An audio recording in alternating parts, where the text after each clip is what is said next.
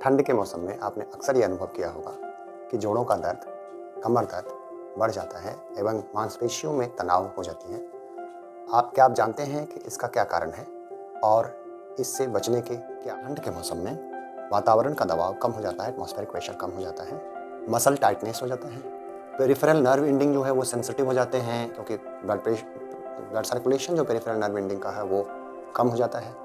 Activity level लोगों का कम हो जाता है और मूड में भी चेंज आता है, जिसकी वजह से कि ठंड के मौसम में दर्द जो है आर्थराइटिस के पेशेंट्स को, उनको पहले से आर्थराइटिस है या जिनको आर्थराइटिस होने वाला है, उनमें ज़्यादा दिक्कत। अच्छे से गर्म कपड़े पहने, एक्टिव रहें, ज़्यादा से ज़्यादा एक्टिव रहें, एक्सरसाइज रेगुलर करते रहें, एक्सरसाइज बंद नहीं करें। जब होता ये है कि यूजुअली जब ठंड आती है तो हम लोग आउटडोर नहीं जाते हैं तो एक्सरसाइज करना बंद कर देते हैं, तो वो ना हो, इंडोर एक्सरसाइज ही तो कंटिन्यू करते रहें। ज़्यादा से ज़्यादा पानी पिए, जहाँ पर आपको दर्द हो रही है उस जगह पर लोकल हीट थेरेपी कर सकते हैं और अच्छी नींद लें,